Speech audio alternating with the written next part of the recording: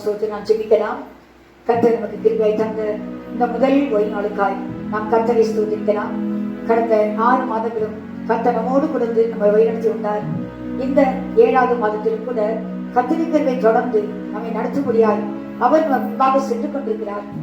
இந்த முதல் ஓய்வு நாளில் கூட கர்த்தருடைய கிருபை நம்மளை தொடர்ந்து வழிநடத்தார். இந்த பயங்கரமான நாட்களில் கர்த்தருடைய பாதுகாப்பை முழுதுமாய் அவருடைய பிள்ளைகளாகி நமக்கு தந்து அவர் எந்த நோக்கத்தோடு நமக்கு ஜீவனை கொடுத்தாரோ அந்த நோக்கம் நிறைவேற்ற நாம் கர்த்தருடைய கருத்தில் ஒப்பு கொடுத்து ஜெயிப்போம். ஸ்தோத்திரம் ஆண்டவரே, உமக்கு ஸ்தோத்திரம் ஸ்தோத்திரம் ஸ்தோத்திரம் கர்த்தாவே, உமக்கு ஸ்தோத்திரம். பரிசுத்த பிதாவே, கர்த்தருக்கு கிருபை தந்தப்பா. இந்த புதிய மாற்றுடைய முதல் ஓய்வு நாளுக்காய் கர்த்தரை நாங்கள் நன்றியோடு ஸ்தோத்திரிக்கிறோம். ஸ்தோத்திர ராஜா, இதுவரையும் கர்த்தரின் கிருபை எங்களை தாங்கி இருந்ததை நாங்கள் உணர்கிறோம். ஸ்தோத்திரம் ஆண்டவரே, இன்னும் தொடர்ந்து உடைய கிருபை எங்களுக்கு தேவை கர்த்தாவே. நன்றியோடு ஸ்தோத்திரிக்கிறோம். இந்த முதல் ஓய்வு நாளுக்காய் ஸ்தோத்திரம். இந்த முதல் ஆராதனைக்காய் கர்த்தரை ஸ்தோத்திரிக்கிறேன். ஆண்டவரே, கர்த்தரை ஆராதிக்க கூடாதபடி எவ்வளவு தடைகள் இருந்தாலும் கர்த்தர் தடைகளை மாற்றி நாங்கள் எங்கிருந்தாலும் கர்த்தரை ஆராதிக்கும் போது கர்த்தர் 2 பேராக 3 பேராக என் நாமத்தில் எங்கே கூறியிருக்கிறார்களோ அவர் மத்தியானம் இருக்கிறேன் சொன்ன கர்த்தர் எங்கள் மத்தியில் வந்து எங்களை ஆஸ்வதிக்க தேவனா இருக்கிறேன். அதுக்காக நான் கர்த்தரை ஸ்தோத்திரிக்கிறேன். தொடர்ந்து இந்த ஆராதனை நாங்கள் உங்களுடைய கர்த்தருக்கு கொடுக்கிறோம். நீர் பொறுப்படுத்திக் கொள்ளும். நீர் என்ன செய்ய சித்தமா இருக்கிறோம் உங்களுடைய சித்தத்தை முச்சுமாய் நிறைவேற்றி நீர் மாத்திரம் மையப்பட உங்களுடைய கர்த்தர் ஒப்பு கொடுக்கிறோம். ஸ்தோத்திரம். எங்களுடைய பாடல்கள் ஸ்தோத்திர பலிகள் தியானங்கள் ஒவ்வொன்றும் கர்த்தர் நாமத்துக்கு மைமையாய் பிரீதியாய் இருக்க அதன் மூலமாய் கேட்கிற ஒவ்வொரு பிள்ளைகளும் கர்த்தருக்குள் ஆசீர்வதிக்கப்பட கர்த்தருடைய வரிக்கு ஆயத்தமாக்கப்பட தேவன் கிருபை செய்யப்பட கர்த்தர் ஒப்பு கொடுக்கிறோம். கர்த்தருக்கு பிரியமான ஆராதனை செய்ய ஒப்பு கொடுக்கிறோம். கர்த்தருக்கு துதிக்கான மகிமையை செலுத்துகிறோம். கிறிஸ்து இயேசுவின் நாமத்தில் ஜெபிக்கிறேன் ஜீவனுள்ள பிதாவே, ஆமென். நம்முடைய பாடல் புத்தகத்தில் முதலாவது பாட்டு, இயேசுவின் அன்பிற்கே ஆழம் அகலம் இல்லையே.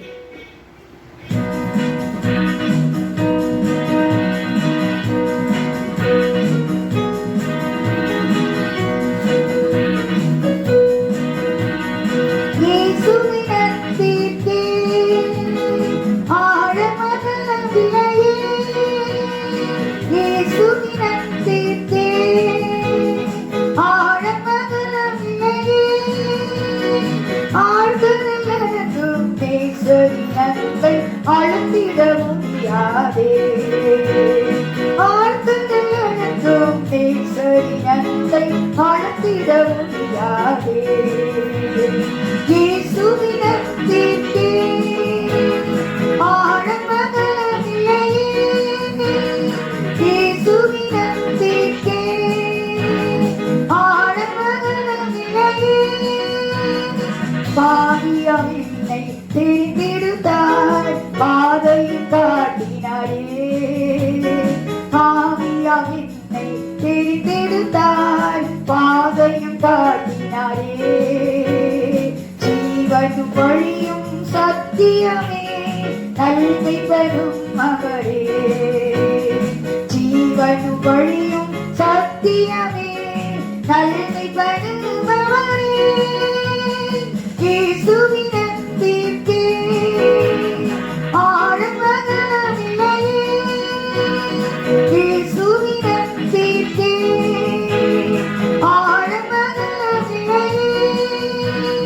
நல்ல போராட்டம் போராட வல்ல தேவன் வருவார். நல்ல போராட்டம் போராட வல்ல தேவன் வருவார்.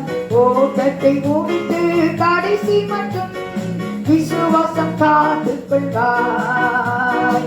ஓட்டத்தை முடித்து கடைசி மட்டும் விசுவாசம் காத்துக் கொள்வார். இயேசுவினத்திற்கே ஆழம் அகலமில்லையே. இயேசுவினத்திற்கே ஆழம் அகலமில்லையே. கல்வாரி நாயகன் சிந்தும் ரத்தம் கரைகளை நீக்கிடவே.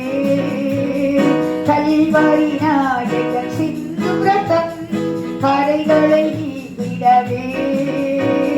கர்த்தர் இயேசுவின் கரம் நீட்டி அழைப்பதை பாராயோ. கர்த்தர் இயேசுவின் கரம் நீட்டி அழைப்பதை பாராயோ. இயேசுவினத்திற்கே ஆழம் அகலம்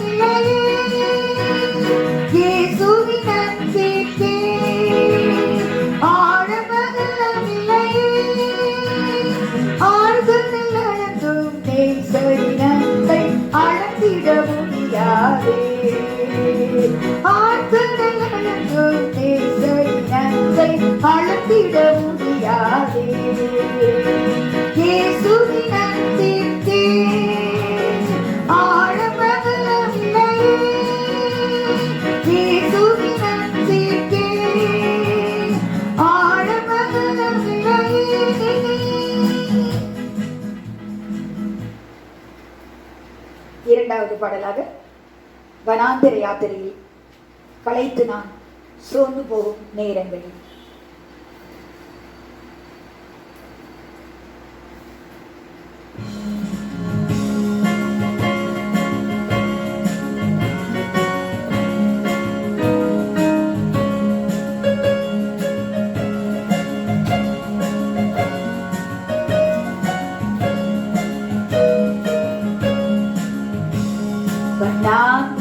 யாத்திரையில் களைத்து நான் சோர்ந்து போகும் நேரங்களில், வனாந்திர யாத்திரையில் களைத்து நான் சோர்ந்து போகும் நேரங்களில், நேசரின் சத்தம் என்னை கேட்டிடும், நேசரின் சத்தம் என்னை கேட்டிடும், என் வாழ்வு செழித்திடுமே, என் வாழ்வு செழித்திடுமே. வனாந்திர யாத்திரையில் களைத்து நான் சோர்ந்து போகும் நேரங்களில், வனாந்திர யாத்திரையில் களைத்து நான் சோர்ந்து போகும் நேரங்களில், செங்கடல் எதிர்த்து வந்த பங்கம் வந்திடாமல் எனக்கு பாதி வந்து கண்ணில் தெரியுதே, செங்கடல் எதிர்த்து வந்த பங்கம் வந்திடாமல் எனக்கு பாதி வந்து கண்ணில் தெரியுதே. விடுவிப்பார் ஆண்டவர், கல்குவார் புதுவெளன், தடுத்திடம் சத்துருக்கள் அழித்து மாடுவார். விடுவிப்பார் ஆண்டவர், கல்குவார் புதுவெளன், தடுத்திடும் சத்துருக்கள் அழித்து மாடுவார். வனாந்திர யாத்திரையில் களைத்து நான் சோர்ந்து போகும் நேரங்களில், வனாந்திர யாத்திரையில் களைத்து நான் சோர்ந்து போகும் நேரங்களில், தேவனை மறக்க செய்யும் வேதனை நிறைந்த வாழ்வை சத்துரு விதைத்திடும் போது, தேவனை மறக்க செய்யும் வேதனை நிறைந்த வாழ்வை சத்துரு விதைத்திடும் போது, மாறாவின் கசந்த நீர் மதுரமாக மாறிடும், காயிருள் நீங்கிட வெளிச்சம் தோற்றுமே. மாறாவின் கசந்த நீர் மதுரமாக மாறிடும், காயிருள் நீங்கிட வெளிச்சம் தோற்றுமே. வனாந்திர யாத்திரையில் களைத்து நான் சோர்ந்து போகும் நேரங்களில், வனாந்திர யாத்திரையில் களைத்து நான் சோர்ந்து போகும் நேரங்களில், இனிமையற்ற வாழ்வில் நான் தனிமை என்று எண்ணும் போது மகிமை தேவன் தாங்கிடுவாரே. இனிமையற்ற வாழ்வில் நான் தனிமை என்று எண்ணும் போது மகிமை தேவன் தாங்கிடுவாரே. இனிமையா மன்னாவை வருஷிக்க பண்ணுவார், இனியதற்கென்றுமே தாழ்வு இல்லையே. இனிமையா மன்னாவை வருஷிக்க பண்ணுவார், இனியதற்கென்றுமே தாழ்வு இல்லையே. வனாந்திர யாத்திரையில் களைத்து நான் சோர்ந்து போகும் நேரங்களில், வனாந்திர யாத்திரையில் களைத்து நான் சோர்ந்து போகும் நேரங்களில், நேசரின் சத்தம் என்னை கேட்டிடும், நேசரின் சத்தம் என்னை கேட்டிடும், என் வாழ்வு செழித்திடுமே, என் வாழ்வு செழித்திடுமே. வனாந்திர யாத்திரையில் களைத்து நான் சோர்ந்து போகும் நேரங்களில், வனாந்திர யாத்திரையில் களைத்து நான் சோர்ந்து போகும் நேரங்களில்.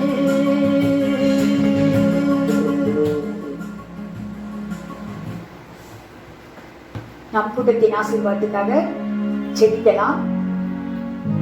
கர்த்தரை நோக்கி பார்ப்போம். கர்த்தருடைய கிருபை நமக்கு மிகவும் அவசியம். கர்த்தருடைய கிருபை இல்லாவிட்டால் இந்த நாளில் நாம் ஜீவனோடு இருக்க முடியாது.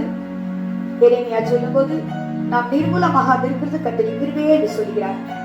ஏனென்றால் அவருடைய இயக்கங்களுக்கு முடிவில்லை. காலைதோறும் அவருடைய புதியவைகள் என்று எழுதப்பட்டிருக்கிறது. இந்த பயங்கரமான கொள்ளை நோய் மிகுந்த நாட்களிலும் கூட கர்த்தரின் கிருபை நம்மோடு கூட இருக்கிறபடினால், நம்முடைய ஜீவன் அருமையாய் இருந்தபடியினால் கர்த்தர் நம்மை இதுவரையும் காத்தார். நம் கர்த்தரை ஸ்தோத்திரிப்போம். தாவீது சொல்கிறான், சுவாசமுள்ள யாவும் கர்த்தரை துதிப்பதாக என்று சொல்கிறான். கர்த்தர் நமக்கு சுவாசத்தை கொடுத்தபடியால் நாம் கர்த்தரை துதிக்கலாம். ஸ்தோத்திரம் ஆண்டவரே, உமக்கு ஸ்தோத்திரம் ஸ்தோத்திரம் ஸ்தோத்திரம் கர்த்தாவே. பரிசுத்த பிதாவே, கர்த்தரை கிருபை தந்த இந்த 7வது மாதத்துடைய முதல் ஒரு நாளுக்காய் நாங்கள் கர்த்தரை ஸ்தோத்திரிக்கிறோம். இந்த மாதத்துடைய மக்கள் கூட ஆண்டவரே இந்த நாளில் இல்லை கர்த்தாவே. நாங்கள் பசுவாங்களோ நீதிமான்களோ அல்ல கர்த்தாவே, ஆனாலும் நீ கிருபை ராஜா. ஆண்டவரே ஸ்தோத்திரம் ஸ்தோத்திரம் ஸ்தோத்திரம். மலைகள் விலகினாலும் பர்வதம் நிலை பெற்றாலும் என் கிருபை விட்டு விலகாது என்று சொன்ன கர்த்தர் இந்த விலகாத கிருபை எங்களுக்கு தந்தபடியினால் இம்மற்ற நாங்கள் காக்கப்பட்டு வழிநடத்தப்பட்டு வருகிறாப்பா. ஸ்தோத்திரம். இந்த புதிய மாதத்தில் பிரவேசித்திருக்கிறோம். இந்த முதல் ஓய்வு நாளிலே கர்த்தர் சமூகத்தில் வந்து கூடி கர்த்தர் ஆராதிக்க வந்திருக்கிறப்பா. ஸ்தோத்திராஜா. கர்த்தர் விரும்புகிற ஒரு காரியம், நீங்க எதிர்பார்க்கிற ஒரு காரியம் அப்பா. ரட்சிக்கப்பட்ட பிள்ளைகள் ஆண்டவரே கர்த்தர் ஆராதனை செய்ய வேண்டியது அவசியம். ஆகவே தான் கர்த்தர் மோசே அனுப்பினதுக்கு இதுதான் அடையாளம் என்று சொல்லி அந்த நாளில் நீ சொன்னீரப்பா. யாத்திராகமம் 3ஆம் அதிகாரம் 12ஆம் வசனத்திலே சொல்லப்பட்ட வாக்கின்படி இந்த நாளை நாங்கள் கர்த்தருக்கு ஆராதனை செய்ய வந்திருக்கிறோம். தொடர்ந்து கர்த்தரை பிரசன்னம் எங்களோடு கூட இருக்கட்டும். கர்த்தருக்கு பிரியமான ஒரு புத்துள்ள ஆராதனை செய்து தேவனாகிய கர்த்தரை மையப்படுத்த எங்களை உள்ளான மனுஷன் நாள் புதுப்பிக்கப்பட, எங்களுடைய மனம் புதிதாக்கப்பட, கர்த்தரை வரைக்கு நாங்கள் ஆயத்தமாக்கப்பட, கேட்கிற ஒவ்வொரு பிள்ளைகளும் ஆசீர்வதிக்கப்பட, கர்த்தர் இந்த ஆராதனை ஆசீர்வதித்து கொடுக்கப்பட கர்த்தருக்கு கொடுக்கிறோம். கர்த்தரை நாம மாத்திரம் மையப்பட்டும் எங்களை மறைத்துக் கொள்ளும் நீர் மாத்திரம் வெளிப்படும். கர்த்தருக்கு மட்டுமே துதிகரமையை செலுத்துகிறேன். இயேசு கிறிஸ்துவின் கரத்தை ஒப்பு கொடுத்து வேண்டிக் கொள்கிறேன் நல்ல பிதாவே. ஆமென். கர்த்தர் இந்த மாதத்தில் நமக்கு தந்த வாக்குத்தத்தத்தை குறித்து நாம் தியானிப்போம். 91ஆம் சங்கீதம் 4ஆம் வசனத்தை கர்த்தர் நமக்கு தந்தார். அவர் தம்முடைய சிறைகளாலே உன்னை மூடுவார், அவர் செட்டைகளின் கீழே அடைக்கலம் புகுவாய், அவருடைய சத்தியம் உனக்கு பரிசையும் கேடகமாகும். நாம் இங்கே பார்க்கிறோம், அவர் தம்முடைய சிறைகளாலே உன்னை மூடுவார், அவர் செட்டைகளின் கீழே அடைக்கலம் புகுவாய் என்று பார்த்தோம். கர்த்தர் எவைகளில் நமக்கு அடைக்கலம் கொடுக்கிறார், எவைகளை நமக்கு மறைத்து மூடுகிறார் என்று சொல்லி நாம் கடந்த வாரத்தில் பார்த்தோம். அது முந்தின வசனத்தை பார்க்கும்போது அவருடைய வேதனை கண்டிக்கும் பாழாக்கும் கொள்ளை நோய்க்கும் தப்புவிப்பார் என்று எழுதப்பட்டிருக்கிறது. அவர் தப்புவிக்கும்படியால் நாம் அவர் சிறையின் கீழே இருக்கும்போது அவர் நம்ம மறைத்துக் கொள்கிறார். நமக்கு அடைக்கலம் கொடுக்கும்படியால் அவர் செட்டையிலே நமக்கு ஒரு பெரிய கிருபை உண்டு. கர்த்தரை பரிசுத்த நாமத்துக்கு ஸ்தோத்திரம். நாம் கடந்த வாரத்தில் பார்த்தோம், கடந்த முதல் தேதி என்று பார்த்தோம். வேடன் யார் என்று பார்த்தோம். வேட்டையாடுகிறவன் தான் வேடன். கண்ணி என்றால் என்ன என்று பார்த்தோம். கண்ணி என்றால் தெரியாத ஒரு வலை, நமக்கு கண்ணுக்கு தெரியாத ஒரு வலை நம்முடைய கால்களில் பட்டு நம்மை மாட்டிக்கொள்ளும்படியாக வைக்கப்பட்டிருக்கிறது. அதை நாம் அறியாத ஒரு வலை, அதில் கால் பட்டு சிக்கிக்கொள்ளும்படியாக வைக்கப்பட்டது பேர் தான் கண்ணி. நாம் அறிந்திருந்தால் அது பேர் கண்ணி என்ன, அறியாது வைக்கிற ஒரு சுருக்கு என்று சொல்லலாம். அதற்கு தான் கண்ணி என்று பெயர். வேடன் யார் என்று நாம் பார்த்தோம். சில சமயங்களில் சாத்தான் வேடனாயிருந்து கிரியை செய்கிறான் என்று பார்த்தோம். ஏனென்றால் 2 தீமோத்தேயு 2ஆம் அதிகாரம் 26ஆம் வசனத்தில் எழுதப்பட்டிருக்கிறது, அவர்கள் பிசாசாசனடி இச்சைப்படி செய்ய அவனால் படிபட்டிருக்கிற மக்கள் மீண்டும் மயக்கம் தெளிந்து அவனுடைய கண்ணிக்கு நீங்களாகத்தக்கதாக அவர்களுக்கு சாந்தமாய் உபதேசம் பண்ணுங்கள் என்று எழுதப்பட்டிருக்கிறது. அப்படினால் பிசாசு தந்திரமாய் ஒரு இச்சையை நமக்குள் உண்டாக்கி பாவம் செய்ய வைக்கிறான். இதுதான் பிசாசானுடைய இச்சைப்படி செய்ய அவனால் பிடிபட்டிருக்கிற மக்கள் என்று பார்த்தோம். இதை நாம் ஆதாம் ஏவாள் வாழ்க்கையில பார்க்கிறோம். கர்த்தர் அவர்களை அருமையாய் தோட்டத்தில் வைத்திருக்கும் போது பிசாசு வந்து நினையாத நேரத்தில் அவர்களை சோதித்து கர்த்தர் சொன்ன வார்த்தையை மாறாக பேசி பொய்யான ஒரு காரியத்தை சொல்லி நீங்கள் சாவதில்லை என்று சொல்லி அவர்களை வஞ்சித்து அவர்கள் ஒரு இச்சை உண்டு பண்ணினான். அதன் பின்பு ஏவாள் அந்த பழத்தை பார்க்கும்போது அவளுக்கு ஒரு தனி ஒரு ஆசை உண்டாயிற்று. அந்த பழத்தின் மேலே ஒரு இச்சை உண்டாயிற்று. அது புசிப்புக்கு நல்லது, அது பார்வைக்கு இன்பமானது என்று சொல்லி அவளுக்கு ஒரு தனி இச்சை உண்டாகி அவள் அதை வரித்து புசித்தாள், தன் புருஷனுக்கும் கொடுத்தாள் என்று பார்க்கிறோம். 2 பேரும் பாவம் செய்து தேவனுக்கு பயங்கராகி தோட்டத்தை விட்டு வெளியே தள்ளப்பட்டார்கள் என்று சொல்லி நாம் பார்க்கிறோம். இப்படி ஆதாம் ஏவாளுக்கும் முதலில் சிருஷ்டிக்கப்பட்ட மனுஷனுக்கும் கர்த்தருக்கும் தேவனுக்கும் ஒரு பகையை உண்டு பண்ணி வைத்தான் சாத்தான், ஒரு இச்சையை உண்டாக்கி. ஆகவே அவன் ஒரு வேடன். சில சமயங்களில் கூட கர்த்தரை பிள்ளைகளை கூட இந்த இச்சையை உண்டாக்கி பாவம் செய்ய வைக்கிறான்.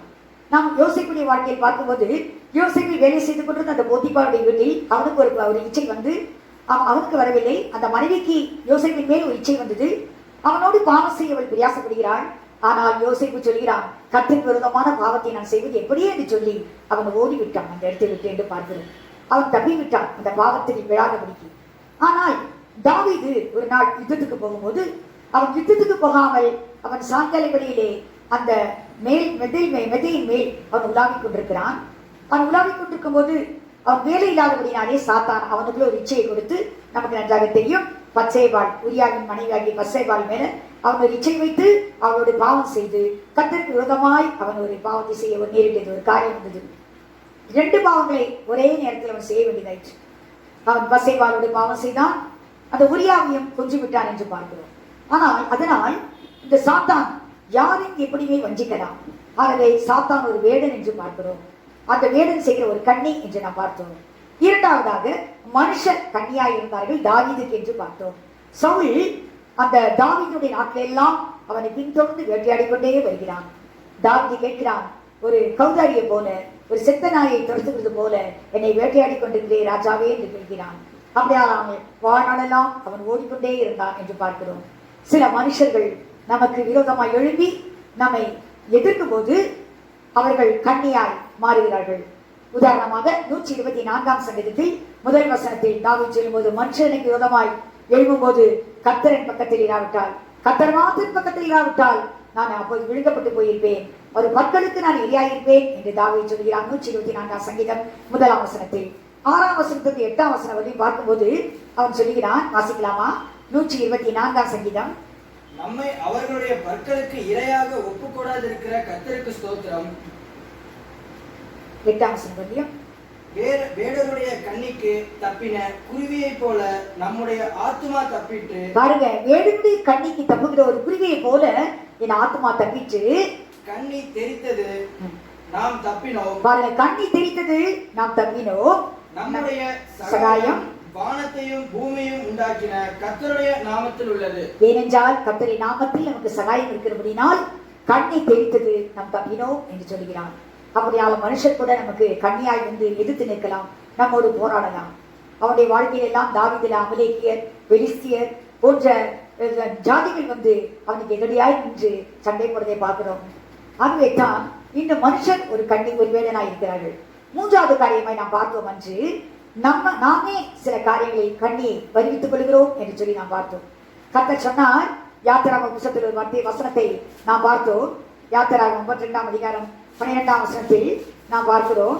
அதில் என்ன எழுதப்பட்டிருக்குதுன்னா 34:12 கர்த்தர் சொன்னார், ஏனென்றால் நீங்கள் அந்த தேசத்தில் இருக்கும்போது கானான் தேசத்தில் பல ஜாதிகள் இருக்கிறார்கள், அவர்களோடு நீங்கள் உடன்படிக்கை செய்ய வேண்டாம், செய்தால் ஒருவேளை அவருடைய தேவர்களுக்கும் நீங்கள் பணிவிடை செய்ய வேண்டி இருக்கும் என்று சொல்லி அவர் சொன்னார். அந்நிய தேவர்களை வணங்குகிறதுனால கூட அது உங்களுக்கு கன்னியா இருக்கும் என்று சொல்லி நியாயாதிபதிகள் 2:3 நம்ம போன வாரம் பார்த்தோம். ஆகவே கர்த்தர் அதை சொல்லும் போது அவர்களோடு உடன்படிக்கை செய்ய வேண்டாம் என்று சொன்னார். ஆனால் இஸ்ரவேல் மக்கள் பிலேயாமுடைய போதகத்தின் பேரில் பிலேயாம் என்ற ஒரு தீர்க்கதரிசி பாலாக் என்ற ஒரு ராஜாவை அவனுடைய வார்த்தைக்கு மதிப்பு கொடுத்து அவன் மனுஷனை பிரியப்படுத்த விரும்பி கர்த்தருடைய ஜனங்களை பாவம் செய்ய வைக்கிறான். அவன் ஒரு போதகம் பண்ணுகிறான். அது என்னவென்றால் என்னாகும் 21ஆம் அதிகாரத்தில் இருக்கிறது, வாசிக்க வேண்டாம். அதுல பார்க்கும்போது இஸ்ரவேல் மக்கள் மோவாபியரோடு பாவம் செய்து அவர்களோடு உடன்படிக்கை செய்து அவர்களுடைய தேவனை பணிந்து கொண்டார்கள், அந்த விருந்துகளில் பங்கு பெற்றார்கள். ஆகவே கர்த்தருடைய கோபாக்கினை வந்து அவர்கள் 24,000 பேர் அன்று மரித்தார்கள் என்று சொல்லி நாம் பார்க்கிறோம். அதுபோல் நாம் செய்யக்கூடாது என்று சொல்லி கர்த்தர் நம்மை எச்சரிக்கிறார். இது நமக்கு ஒரு கன்னியாய் இருக்கிறது. இதைத்தான் சங்கீதம் 16:4 கூட பார்த்தோம். அந்நிய தேவனை நாடி பிடிச்சவர்களுக்கு வேதனைகள் பெருகும் என்று சொல்லி. ஆகவே இது ஒரு கன்னியாய் நமக்கு காணப்படுகிறது. அடுத்தது, மனுஷனுக்கு பயப்படுகிற பயம் ஒரு கண்ணியை விடுவிக்கும், கர்த்தருக்கு பயப்படுதல் மரண கண்ணிக்கு விடுவிக்கும் என்று சொல்லி நாம் கடந்த வார்த்தையில் பார்த்தோம். தானியேல் மனுஷனுக்கு பயப்படாதபடிக்கு ராஜா அந்த பத்திரத்தில் கையெழுத்து வைத்து விட்டார் என்று அறிந்தும் அவன் கர்த்தரை நோக்கி எருசலேமை பார்த்து அவன் பலவழிகள் திறந்திருக்க கர்த்தரை நோக்கி அவன் ஆராதனை செய்து கொண்டிருக்கிறான். அவன் ஜெபம் பண்ணி ஸ்தோத்திரம் செலுத்தினான். ஆகவே கர்த்தர் சிங்கத்தின் வாயிலிருந்து தானியேலை காப்பாற்ற ஏதுவாயிருந்தது என்று பார்க்கிறோம். அந்த கண்ணியில் அவன் அகப்படாமல் அவன் பாதுகாக்கப்பட்டான் என்று சொல்லி நாம் பார்க்கிறோம். ஆகவே சில காரியங்களை பார்க்கும்போது நாமே கண்ணியை வைத்துக் கொள்கிறோம். சில சமயங்களில் உலகம் நமக்கு ஒரு கண்ணியாக இருக்கலாம். உலகத்தில் சில காரியங்கள் நாம் இச்சித்து நாம் பாவம் செய்யக்கூடிய ஒரு காரியம் வருகிறது. அது மாத்திரமல்ல, பண ஆசை. அழகாய் சொல்லப்பட்டிருக்கிறது 1 தீமோத்தேயு 6ஆம் அதிகாரத்தில் பண ஆசை எல்லாத்தையும் வேறாயிருக்கிறது. ஏனென்றால் அது ஒரு கண்ணி. பணம் தேவை, ஆனால் பண ஆசை, அதை பண ஆசையினால் அந்த பணத்தை தவறாக சம்பாதிப்பது, தவறான முறையில அதை சம்பாதித்து சேர்த்து வைப்பது, இதெல்லாம் ஒரு கண்ணியாய் நமக்கு இருக்கும். பின்பது நமக்கு ஆசீர்வாதமா இருக்காது. என்றால் நீதிமொழிகள் அழகாய் ஒரு வார்த்தை சொல்கிறார், கர்த்தரின் ஆசீர்வாதமே ஐஸ்வர்யத்தை தரும், அதோடு வேதனை இல்லை என்று சொல்லி. ஆகவே இந்த கண்ணில் வருகிற காரியங்கள், சம்பாதிக்கிற காரியங்கள் நமக்கு வேதனையை கொடுக்கும். ஆகவே தான் அது தேவையில்லாத ஒரு காரியமா இருக்கிறது. ஆகவே இப்படிப்பட்ட கண்ணிக்கு நாம் நீங்களாக்கப்பட வேண்டியது அவசியமா இருக்கிறது என்று சொல்லி நாம் பார்க்கிறோம். கடைசியாய் பொருத்தனை செய்த பின்பு நாம் ஒரு இக்கட்டான சூழ்நிலையில் கர்த்தருக்கு பொருத்தனை செய்கிறோம். எப்படியாவது இந்த காரியத்தை சாதிக்கலாம் என்று சொல்லி நாம் கர்த்தருக்கு ஒரு பொருத்தனை செய்கிறோம். பொருத்தனை செய்கிறது தவறல்ல, ஆனால் அதை பொருத்தனை செய்கிறதை நாம் செலுத்தாமல் போகும்போது அது பெரிய பாவமாகிறது. இதை குறித்து நாம் பார்த்தோம். போன வாரத்தில் நீதிமொழிகள் 20-25 வாசித்தோம். அந்த பொருத்தனை செய்த பின்பு அதை நாம் செலுத்ததை குறித்து நாம் யோசிப்பது கண்ணியா இருக்கும் என்று பார்க்கிறோம். அதுவும் ஒரு கண்ணி. இப்படி சில காரியங்களில் நாமே கண்ணியை வைத்துக் கொள்வர்களாய் காணப்படுகிறோம் என்று சொல்லி போன வாரத்தில் நாம் பார்த்தோம். அந்த 1ஆம் தேதி. அப்படியானால் கர்த்தர் இப்படிப்பட்ட எல்லாவித கண்ணிகளுக்கும் தான் நாங்க இந்த மாதத்தில் தப்பு வைக்க முடியாது. அவருடைய சிறையின் கீழே நீ வந்துவிடு என்று கர்த்தர் சொல்கிறார். அப்படியானால் அவருடைய சிறையின் கீழே நாம் வரும்போது நமக்கு பெரிய மறைவு கிடைக்கிறது. அவருடைய செட்டிலே வரும்போது நமக்கு பெரிய அடைக்கலம் கிடைக்கிறது. ஏனென்றால் இப்படிப்பட்ட கண்ணிகளில் நாம் சிக்கிக் கொள்ளாதபடிக்கு. இரண்டாவது அந்த 3வது வசனத்தை பார்க்கிறோம். பாழாக்கும் கொள்ளை நோய் என்று பார்த்தோம். பெரிலஸ், அப்படியானால் பாழாக்குற பெசிலன்ஸ் என்று பார்த்தோம். அப்படியானால் பாழாக்குகிற ஒரு கொள்ளை நோய், இதற்கும் கர்த்தர் தப்பு இருக்கிறார். அழகான ஒரு வசனத்தை நாம் வாசிக்கலாமா?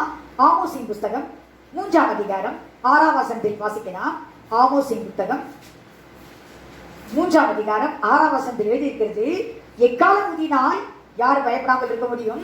கர்த்தர் ஊரில் ஒரு பயம் உண்டாக்கினால் அது யார் அஞ்சாமல் இருக்க முடியும்? வாசிக்கலாமா? ஊரில் எக்காலம் ஊதினால் ஜனங்கள் கலங்காதிருப்பார்களோ? கர்த்தருடைய செயல் இல்லாமல் ஊரில் தீங்கு உண்டாகுமோ? பாருங்க, கர்த்தருடைய செயல் இல்லாமல் ஊரில் தீங்கு உண்டாகுமோ? அப்படினால் ஊரில் ஏன் தீங்கு வருகிறது? ஏன் கொள்ளை நோய் வருகிறது? கர்த்தருடைய செயல். இது கர்த்தருடைய செயல் என்று நிச்சயமாய் தெரிகிறது.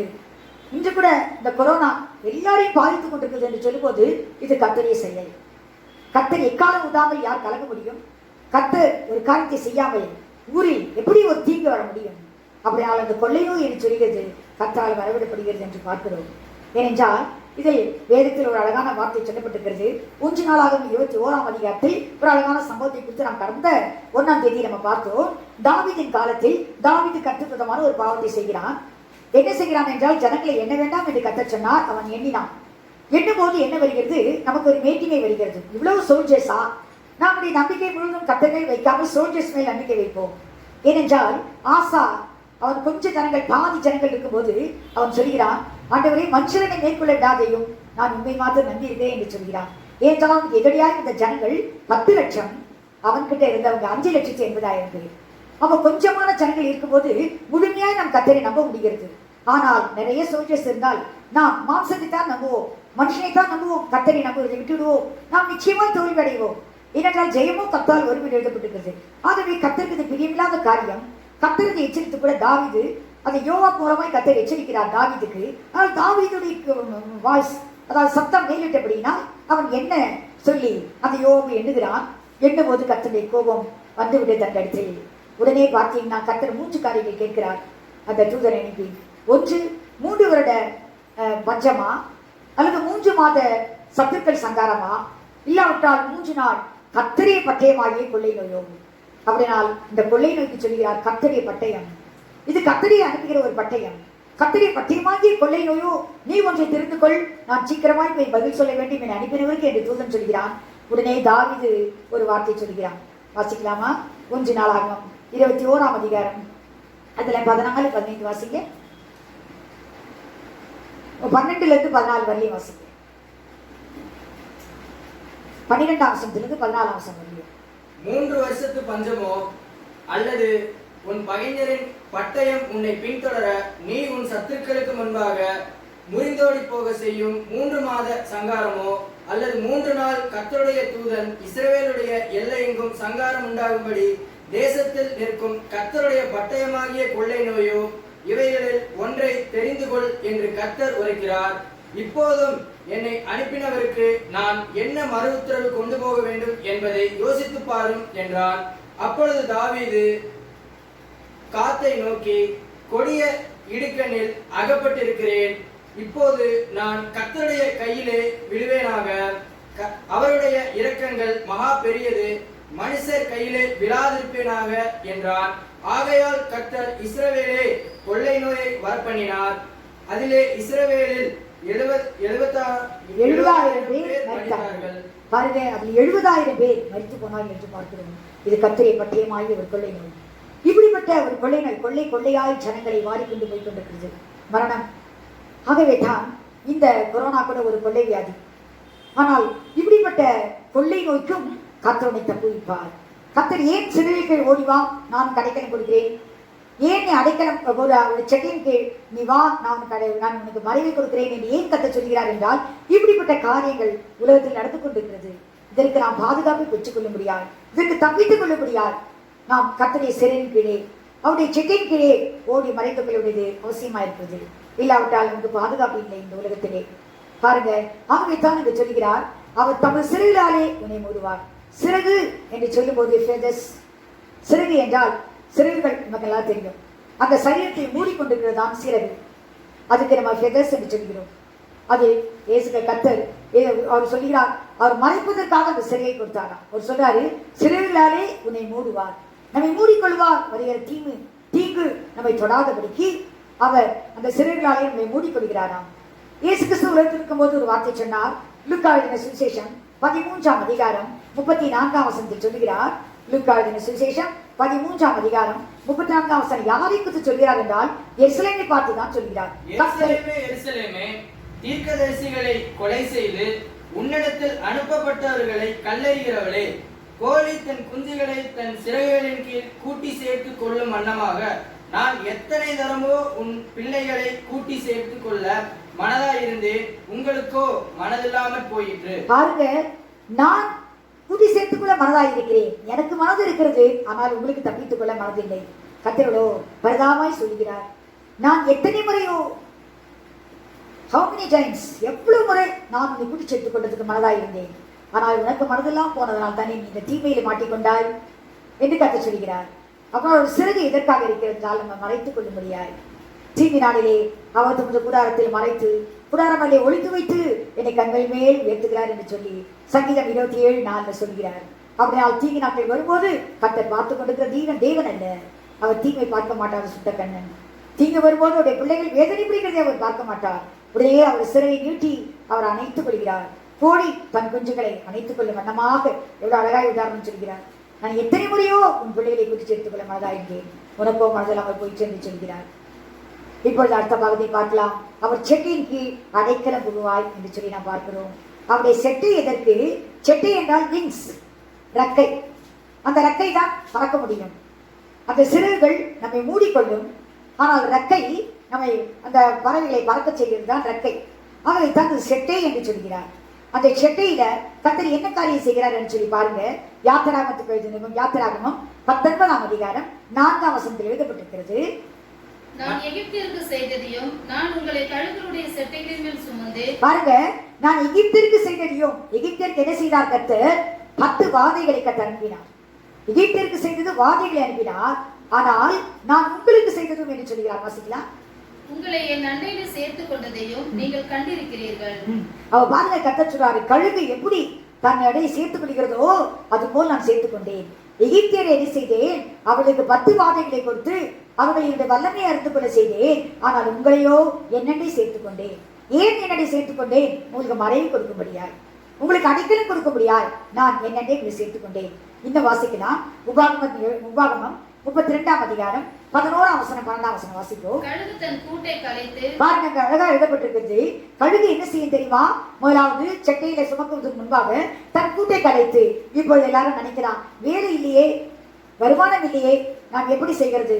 நாம் இதுவரையும் கடந்த வருஷங்கள் வரையும் எவ்வளவு யூஸ்வலா வழக்கமாய் நம்ம காரியங்களை நடத்தி வந்தோமே, இந்த வருஷங்கள் எல்லாமே மாறுதே என்று நம்ம நினைக்கலாம். ஆனால் கர்த்தர் சொல்கிறார், முதலாவது கழுகு அந்த சுமக்கிறதுக்கு முன்பாக செய்கிற காரியம் என்ன தெரியுங்களா?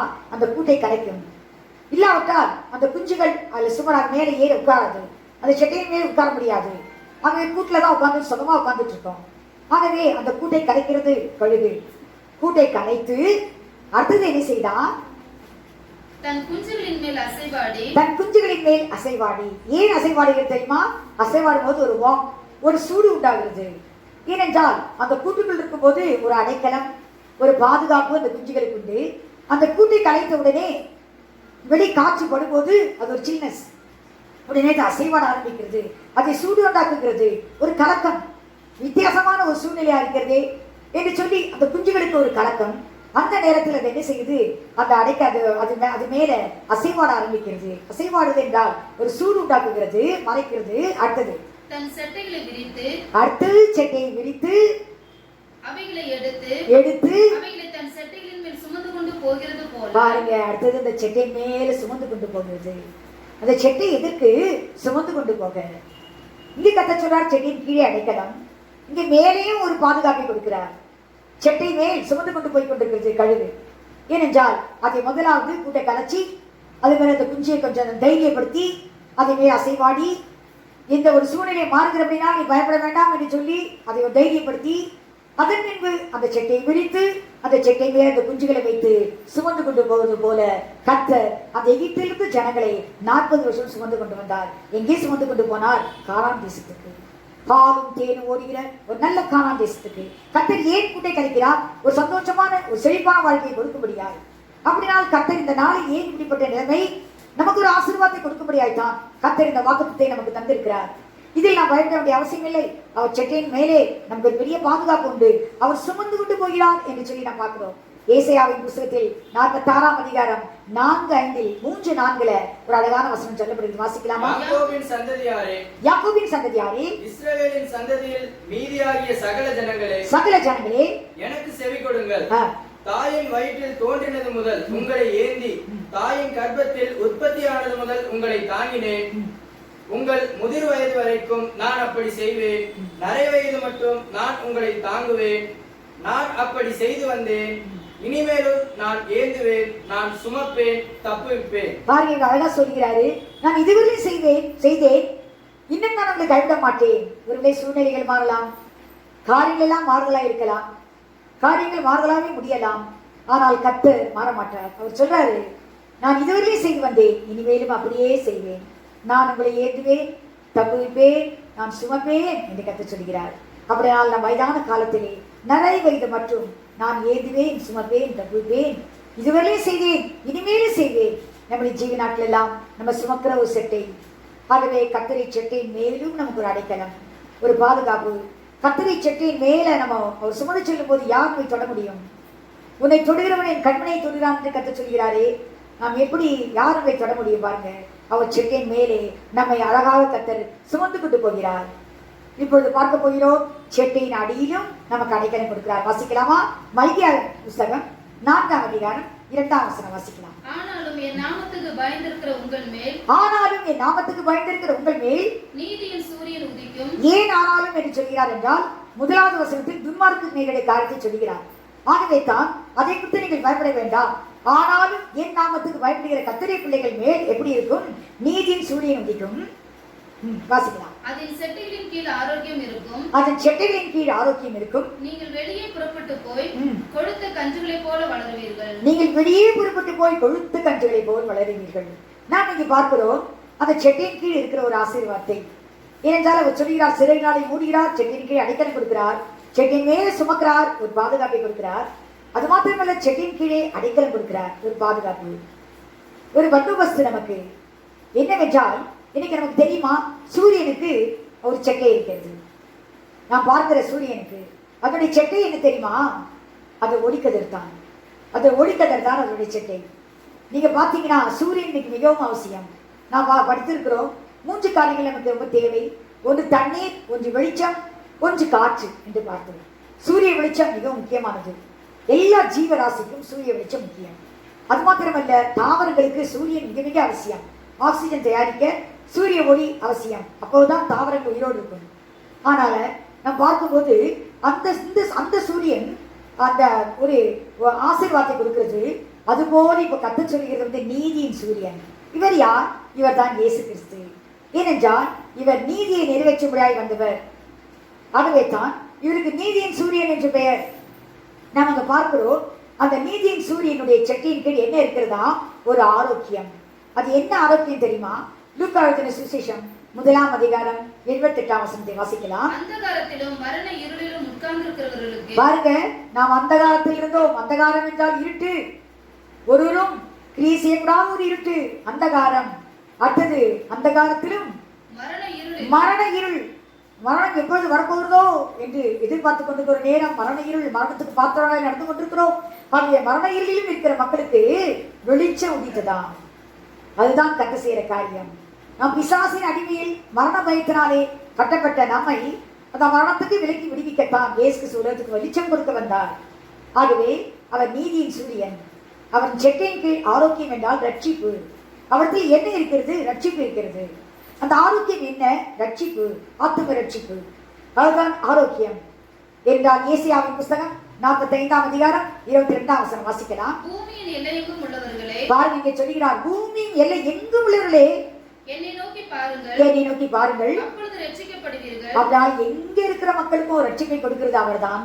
நானே தேவன், நானே தேவன், வேறொருவரும் இல்லை. வேறொருவரும் இல்லை. ரட்சிக்கக்கூடிய ஒரு தேவன், உங்களை பாதுகாக்கக்கூடிய ஒரு தேவன் வேறு எங்கேயும் இல்லை. நானே கர்த்தர் மாத்திரம்தான் நம்மை ரட்சிக்கிற ஒரு தேவன், நம்மை பாதுகாக்கிற தேவன். அவர் செட்டையின் கீழ் அவர் கொடுக்கப்பட்ட ஆரோக்கியம் இதுதாங்க. ஏனென்றால் ஆத்மா வாழ வேண்டும். சரீர வாழ்க்கைக்காக இயேசு கிறிஸ்து உலகத்தில் வரவில்லை, ஆத்மாவை வாழ வைக்கத்தான் இயேசு கிறிஸ்து உலகத்துக்கு வந்தார். ஏனென்றால் ஆத்மா என்று சொல்கிறது அழியாதது. இந்த ஆத்மாவுடைய அந்த பாதுகாப்பின்படிதான் நம்முடைய சரீரத்துக்கும் பாதுகாப்பு உண்டு. இதைத்தான் அந்த இயேசு கிறிஸ்து சொல்லும்போது கூட அவரிடத்தில் வருகிறவன், யோவான் சுவிசேஷம் 10 அதிகாரம் 9 வசனம் சொல்லப்படுகிறது, நானே வாசல், ஒரு இடத்தில் வந்தால் அவன் உள்ளும் ரட்சிக்கப்படுவான் என்று.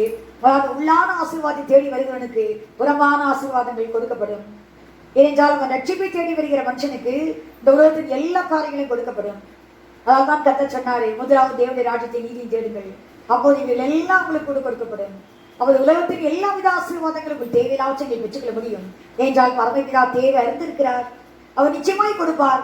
நாம் தேடி உடையது ரட்சிப்பு, நாம் தேடி உடையது பரலோகம், அவருடைய நீதியும் அவருடைய ரட்சிப்பை நாம் தேடிக்கொள்ளணும். முதலாவது தேவனுடைய ராஜ்யம், அவருடைய நீதியை தேடிக்கொள், அப்போது எல்லாவற்றையும் உனக்கு கொடுப்பேன். உலகத்தின் தேவையெல்லாம் நீ உலகத்தில் இருக்கிறவரையும் உனக்கு கொடுப்பேன் என்று கர்த்தர் சொல்கிறார். ஆகவேதான் கர்த்தர் பூமி எல்லையெங்கும் உள்ளவர்களே நோக்கி பாருங்கள், அப்போது ரட்சிக்கப்படுவீர்கள் என்று சொன்னார். இதால் தான் 3 யோவான் 2 வசனத்தில் எழுதப்பட்டிருக்கிறது, வாசிக்கலாம். பிரியமானவனே, உன் ஆத்மா வாழ்கிறது போல, நீ உன் ஆத்மா வாழ்வது போல நீ எல்லாவற்றிலும் வாழ்ந்து சுகமாய் இருக்கும்படி வேண்டுகிறேன். பாருங்க, சுகமாய் இருக்கும்படி வேண்டுகிறேன். ஆத்மா வாழ்வது போல எல்லாவற்றிலும் வாழ்ந்து.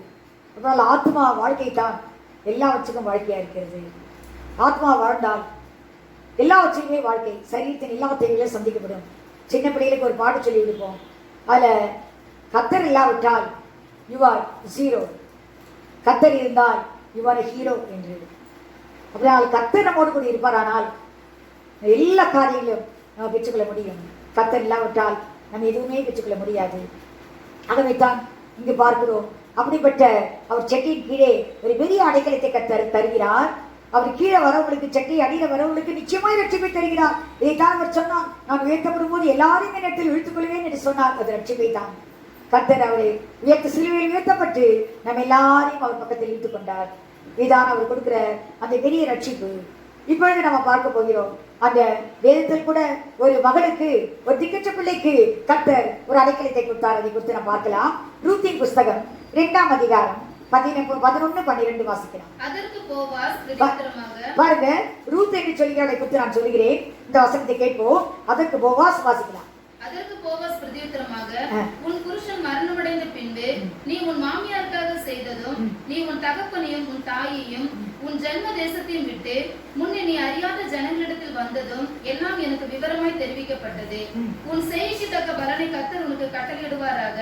இஸ்ரவேலின் தேவனாகிய கர்த்தருடைய செட்டைகளின் கீழ் அடைக்கலமாய் வந்த உனக்கு அவராலே நிறைவான பலன் கிடைப்பதாக என்றார். பாருங்க, அந்த ரூத் அந்த செட்டையின் கீழே அடைக்கலமாய் வந்திருக்கிறாள்.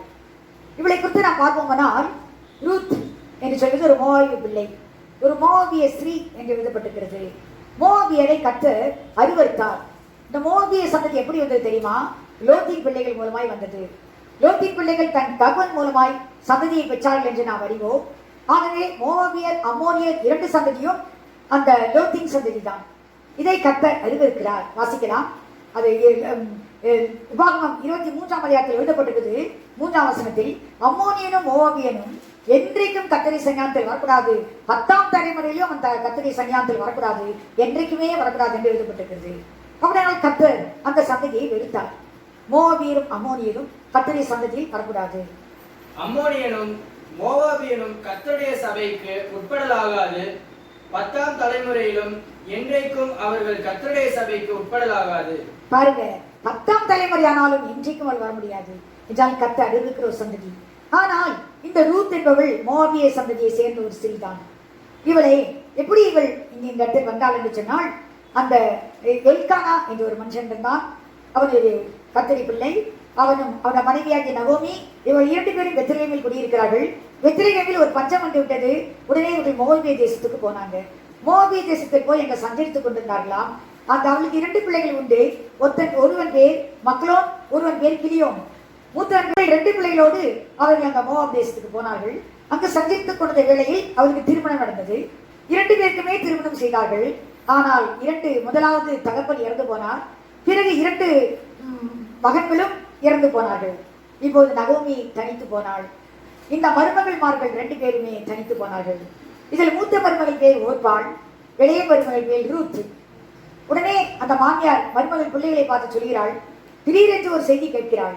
பெத்லகேமில் பஞ்சம் சரியாகி அங்கு நன்றாக இருக்கிறது இப்பொழுது என்று சொல்லி, நல்ல செழிப்பு உண்டாயிற்று என்று சொல்லி கேள்விப்பட்டால் உடனே அவள் பெத்லகேமுக்கு புறப்பட்டு வருகிறாள். உடனே தன்னுடைய மருமகள்மார்களை பார்த்து சொல்கிறாள், நீங்கள் உங்கள் தேசத்துக்கு போங்க, இனி எனக்கு பிள்ளை பெற்று நீங்களோட திருமணம் செய்ய முடியாது, ஆகவே இனி எந்த சான்ஸும் இல்லை, அதனால் நீங்கள் உங்களுடைய தேசத்துக்கு போங்க, போய் உங்களுக்கு பிரியமான யாரையாவது நீங்கள் திருமணம் செய்து நீங்கள் சந்தோஷமாய் வாழலாம், என்றால் நீங்கள் வாலிய பிள்ளைகள் உங்களுக்கு நிச்சயமாய் திருமணம் அவசியம் என்று சொல்லி அந்த வயதான மாமியாராகிய நகோமி சொல்கிறாள். உடனே ஓர்பாள் நகோமியை முத்தமிட்டு சென்று விட்டாள். ஆனால் ரூத்தோ அவளை முத்தமிடவில்லை. அவள் சொல்கிறாள் ஒரு வார்த்தை. வாசிக்கலாமா? அந்த ரூத்தின் புஸ்தகம் 1ஆம் அதிகாரம் 16-17 வாசிப்போம். அதற்கு ரூத்து, நான் உம்மை பின்பற்றாமல் உம்மை விட்டு திரும்பி போவதை குறித்து என்னோட பேச வேண்டாம். நீர் போகும் இடத்திற்கு நானும் வருவேன், நீர் தங்கும் இடத்திலே நானும் தங்குவேன். உம்முடைய ஜனம் என்னுடைய ஜனம், உம்முடைய தேவன் என்னுடைய தேவன்.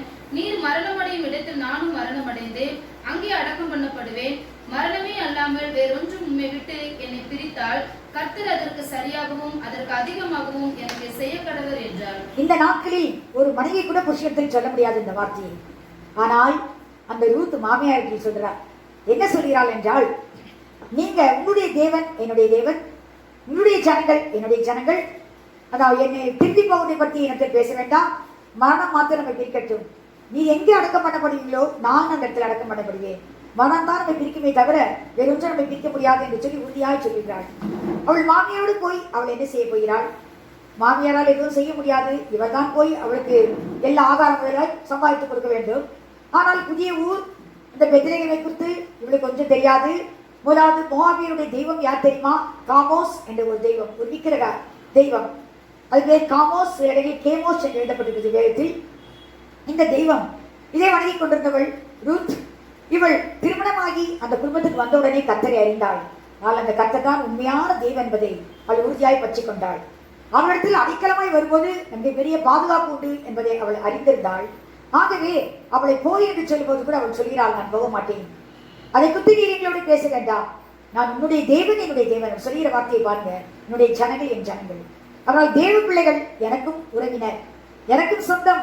உன்னுடைய தேவனாகிய கர்த்தர் எனக்கும் தேவன். ஆகவே அவர்களுக்கு அவரை தான் நான் பின்பற்றுவேன், மனம் தான் நம்மை பிரிக்க வேண்டும் என்று சொல்கிறாள். இரண்டாவது மாமியாருக்கு செய்கிறாள், அவள் வேலை செய்கிறாள். மாமியாருக்கு செய்கிற நல்ல ஒரு மருமகள். அவள் தான் போய் சம்பாதியம் பண்ணி கொண்டு வருகிறாள்.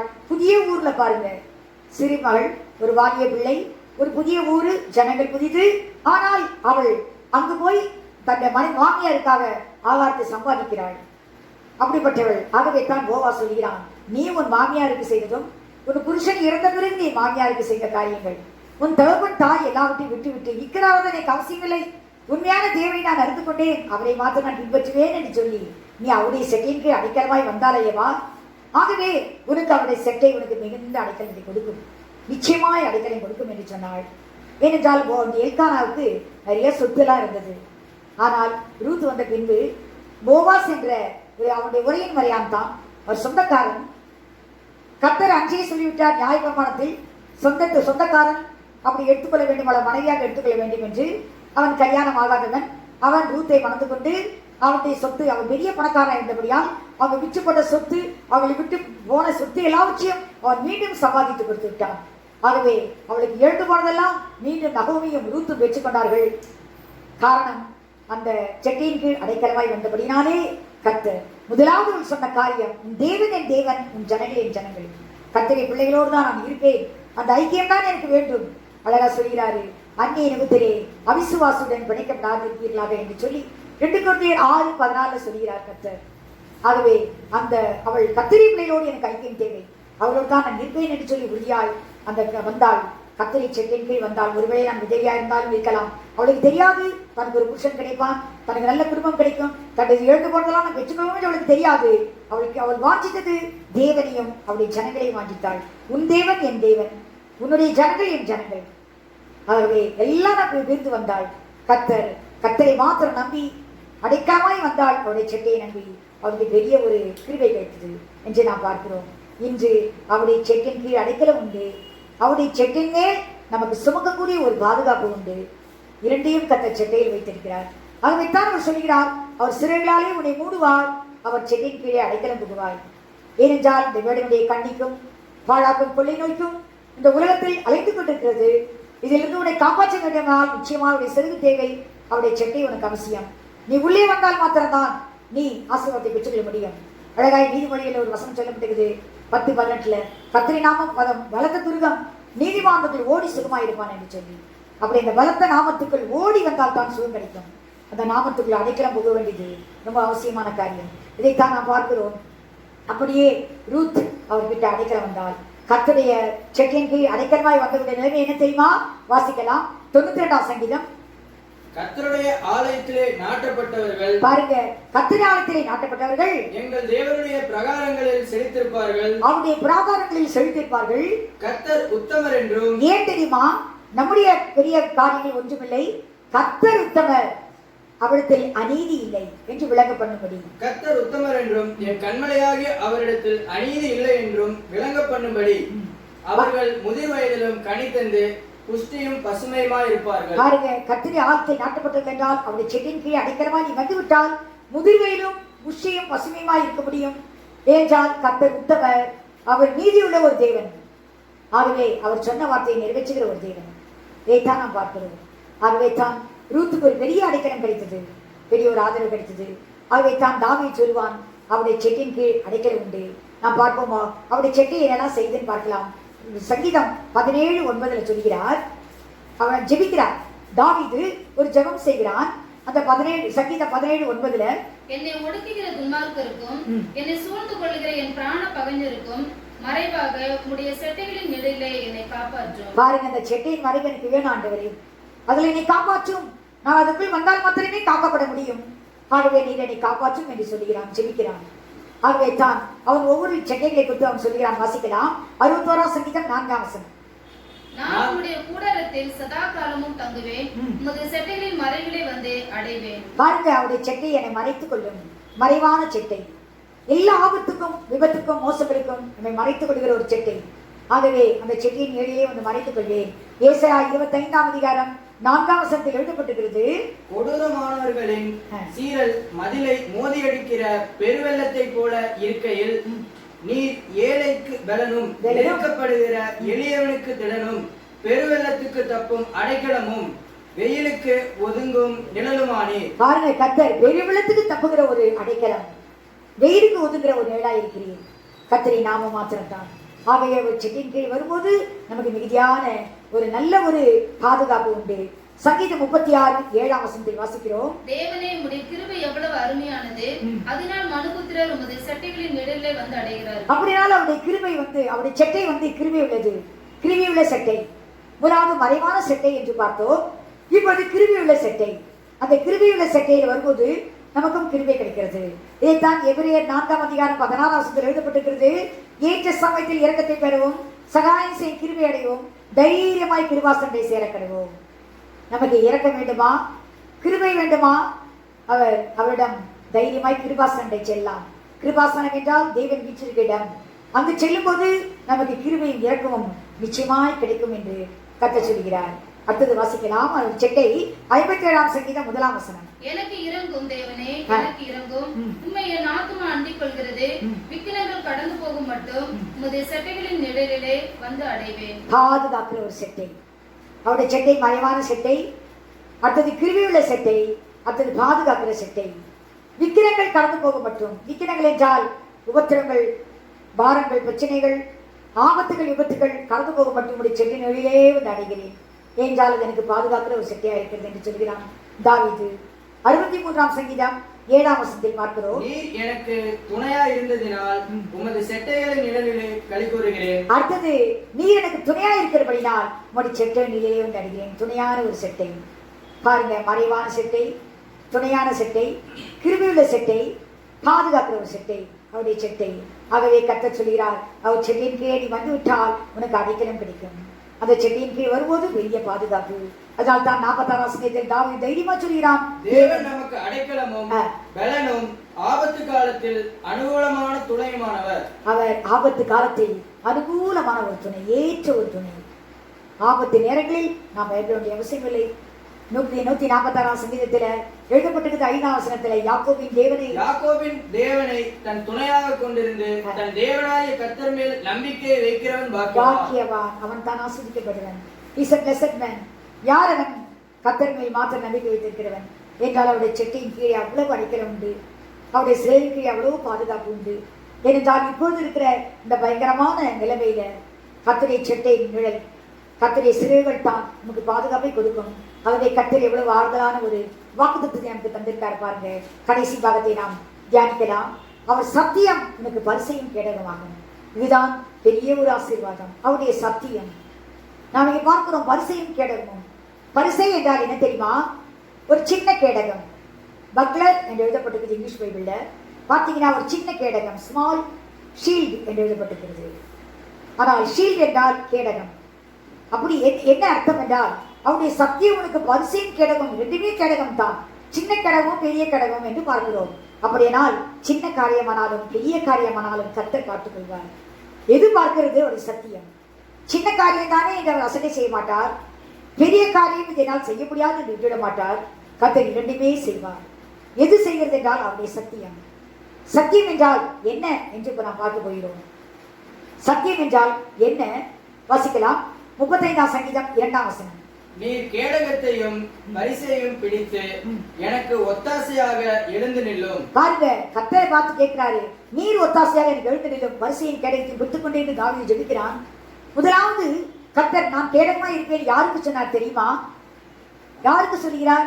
ஆதியாகமம் 15 அதிகாரம் 1 வசனத்தில் ஆபிரகாமுக்கு சொல்கிறார். இந்த காரியங்கள் நடந்த பின்பு கர்த்தருடைய வார்த்தை ஆபிரகாமுக்கு தரிசனத்திலே உண்டாகி, அவர் ஆபிரகாமே நீ பயப்படாதே, நான் உனக்கு கேடகமும் உனக்கு மகா பெரிய பலனுமா இருக்கிறேன் என்று பாருங்க சொல்றாரு. மகா பெரிய பலன், நான் உனக்கு கேடகமா இருக்கிறேன். அப்படியானால் கர்த்தர் இன்னைக்கு ஒரு பெரிய பாதுகாப்பா இருக்கிறார். அப்படியானால் சத்தியம் என்றால் என்ன தெரியுமா? வாசிக்கல் யோவான் 17 அதிகாரம் 17 வசனத்தில் எழுதப்பட்டிருக்குது, உமது வசனம் சத்தியத்தினாலே அவருடைய பரிசுத்தமாக்கும், உடைய வசனமே சத்தியம். அப்புறம் சத்தியம் என்றால் என்ன? அவருடைய வசனம், கர்த்தருடைய வார்த்தை தான், கர்த்தருடைய வசனம் தான் இன்று சத்தியம்.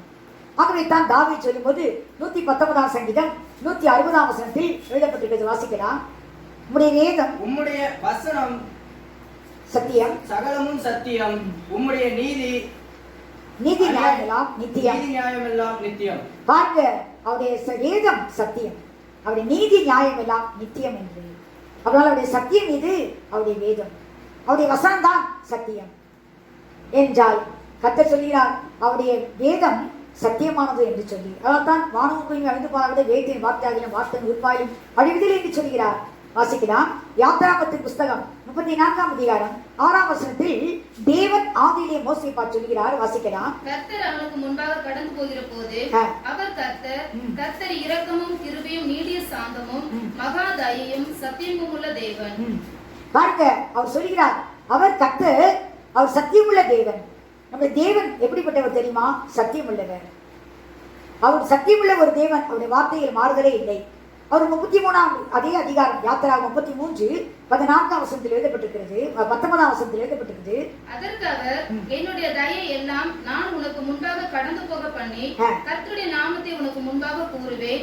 எவன் மேல் கிருபையா எனக்கு சித்தம் போதும். அவளை பார்க்கிறோம், கர்த்தரின் நாமத்தை அவர் முன்பாக நான் வைப்பேன் என்று சொல்கிறார். அந்த நாமத்தை நான் கூறுவேன் என்று சொன்னாங்க. அந்த நாமம் தாங்க சத்தியம். அவர்தான் 33:9 சொல்கிறார், 19 சொல்கிறார், அவர் நாமத்தை சொல்வேன் என்று. 34:6 சொல்றாரு, அந்த நாமம் என்னவென்றால் நான் கர்த்தர், அவர் சத்தியம். அவர் நாமம் சத்தியமானது. உபாகமம் 32ஆம் அதிகாரம் 4ஆம் வசனம் வாசிப்போம். அவர் கண்மலை, அவர் கிரியை உத்தமமானது, அவர் வழிகளெல்லாம் நியாயம், அவர் நியாயக்கேடில்லாத சத்தியமுள்ள தேவன், அவர் நீதியும் செம்மையுமானவர். அப்படினால் தேவன் சத்தியமுள்ளவர். நாம் இங்கு பார்க்கிறோம், அந்த தேவன் என்பவர் நம்முடைய தேவன் சத்தியமுள்ள ஒரு தேவன். ஆகவேதான் சங்கீதக்காரன் சொல்லும்போது சொல்கிறார் 108ஆம் சங்கீதம் 4ஆம் வசனத்தில், உமது கிருபை வானங்களுக்கு மேலாகவும் உமது சத்தியம் மேக மண்டலங்கள் பரியந்தமும் எட்டுகிறது. பாருங்க, அந்த சத்தியம் மேக மண்டலம் வரை எட்டுகிறது. அவர் சத்தியமுள்ள ஒரு தேவன். இந்த சத்தியமுள்ள தேவனுடைய வார்த்தை தான் இயேசு கிறிஸ்து. அவர் வார்த்தையா இருந்தார். அந்த தேவனுடைய வார்த்தை தான் இயேசு கிறிஸ்து.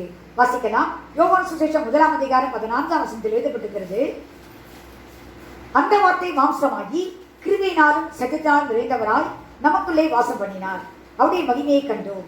பாருங்க, அந்த வார்த்தை மாம்சமாகி, அவரால் தேவனுடைய வார்த்தை தான் மாம்சமாகி கிருபையினாலும் சத்தியத்தினாலும் நிறைந்தவரால் நமக்குள் வாசம் பண்ணுகிறார் என்றால் இயேசு கிறிஸ்துவை பற்றி சொல்லப்பட்டிருக்கிறது. ஆகவே தான் இயேசு கிறிஸ்து யோவான் சுவிசேஷம் 14ஆம் அதிகாரம் 6ஆம் வசனத்தில் சொல்லும்போது கூட நானே வழியும் சத்தியம் ஜீவனுமாய் இருக்கிறேன் என்று சொல்கிறார். ஆகவே அவர்தான் வழி, அவர்தான் சத்தியம், அவர்தான் ஜீவன் என்று சொல்கிறார். அதற்கு இயேசு, நானே வழியும் சத்தியமும் ஜீவனுமாய் இருக்கிறேன், என்னை அல்லாமல் ஒருவனும் பிதாவினிடத்தில் வரான். பாருங்க, அவர்தான் வழி. தேவனிடத்தில் போவதற்கு வழி எங்கே? இயேசு கிறிஸ்து தான். அவர் தான் சத்தியம் என்று சொன்னார். ஆனால் தான் அவருடைய வசனமே சத்தியம் என்றால் இயேசு கிறிஸ்து தான் இந்த சத்தியம். பாருங்க, இயேசு கிறிஸ்து எதை செய்து கொண்டிருக்கார்? ஏசாயாவின் புஸ்தகம் 11ஆம் அதிகாரம் 5ஆம் வசனத்தில் எழுதப்பட்டிருக்கிறது, அவர் சத்தியத்தை இடைக்கட்சியாய் கட்டியிருந்தாராம். வாசிக்கலாமா? நீதி அவருக்கு அரைக்கட்டும், சத்தியம் அவருக்கு இடைக்கச்சையுமாய் இருக்கும். பாருங்க, இயேசு கிறிஸ்துவுக்கு சத்தியம் தான் இடைக்கச்சை. அவர் கச்சை, அவருடைய ட்ரெஸ் கச்சை எதென்றால் சத்தியம் என்று எழுதப்படுகிறது. இதைத்தான் புதிய ஏற்பாட்டில் நாம் பார்க்கும்போது 1 யோவான் 5ஆம் அதிகாரம் 20ஆம் வசனத்தில் வாசிக்கிறோம். வாசிக்கலாம். 1 யோவான் 5ஆம் அதிகாரம். நான் சத்தியம் உள்ளவரை அறிந்து கொள்வதற்கு, பாருங்க, நாம் சத்தியம் உள்ளவரை அறிந்து கொள்வதற்கு. யார் அந்த சத்தியம் உள்ளவர்? தேவன். தேவன் சத்தியம் உள்ளவர். அவரை அறிந்து கொள்வதற்கு வாசிக்கலாம். தேவனுடைய குமாரன் வந்து நமக்கு புத்தியை தந்திருக்கிறார் என்றும் அறிவோம். பாருங்க, தேவனுடைய குமாரன் வந்து நமக்கு புத்தியை தந்திருக்கிறார். தேவன் சத்தியம் உள்ளவர். தேவனை ஒருவனும் பார்க்க முடியாது. ஆகவே தான் தேவனை ஒருவனும் ஒரு காலம் கண்டதில்லை என்று எழுதப்பட்டிருக்கிறது. ஆனால் அவருடைய மடியில் இருக்கிற குமாரனாக இயேசு கிறிஸ்து தான் அவரை வெளிப்படுத்தினார் என்று வேதத்தில் எழுதப்பட்டிருக்கிறது. ஆகவே தான் அவர் குமாரனாக இயேசு கிறிஸ்து தான் அந்த சத்தியத்தை குறித்து அறிந்து கொள்ள உதவி செய்கிறார். அதனால் தான் பிலிப்பியை பார்த்து சொல்லும் போது அவர் சொல்கிறார், என்னை கண்டவன் பிதாவை கண்டான் என்று சொன்னார். பிலிப்பி கேட்கிறான் யோவான் சுவிசேஷம் 14ஆம் அதிகாரத்தில், அந்த தேவனை எங்களுக்கு காட்ட வேண்டும் என்று, பிதாவை எங்களுக்கு காட்டும் என்று சொல்கிறான். அப்பொழுது இயேசு சொன்னாரு, பிதா என்னை கண்டவன் பிதாவை கண்டான் என்று. ஆகவே நாம் இங்கே பார்க்கும்போது அந்த பிதாவை அறிந்து கொள்வதற்கு தான், தேவன் சத்தியமுள்ள தேவனை அறிந்து கொள்ளத்தான் இயேசு கிறிஸ்துவாகிய குமாரன் வந்தார். வாசிமா, அதில் எழுதப்பட்டிருக்கிறது, அவருடைய குமாரனாகிய இயேசு கிறிஸ்து என்னப்பட்ட சத்தியம் உள்ளவருக்குள்ளும் இருக்கிறோம். இவரே மெய்யான தேவனும் நித்திய ஜீவனுமாய் இருக்கிறார். இவர் தான் மெய்யான தேவன், நித்திய ஜீவன். அவரால் குமாரனை உடையவன், ஜீவனை உடையவன், தேவனுடைய குமாரன் இல்லாதவன், ஜீவன் இல்லாதவன் என்று வேதம் சொல்கிறது. ஆகவே இந்த குமாரனை உடையவன் தான் 1 யோவான் 3:12 வசனத்தில் இருக்குது. அதனால தேவன், இந்த இயேசு கிறிஸ்துவும் அவர் தேவன் சத்தியமுள்ளவர், இயேசு கிறிஸ்துவும் சத்தியமுள்ளவர் என்று சொல்லி நாம் பார்க்கிறோம். ஆகவே தான் 1 யோவான் 3ஆம் அதிகாரம் 9ஆம் வசனம் 10ஆம் வசனம் வாசிக்கலாம். தேவனால் பிறந்த எவனும் பாவம் செய்யான். பாருங்க, எழுதப்பட்டிருக்கிறது, தேவனால் பிறந்த எவனும் பாவம் செய்யான். ஏனெனில் அவருடைய வித்து அவனுக்குள் தரித்திருக்கிறது.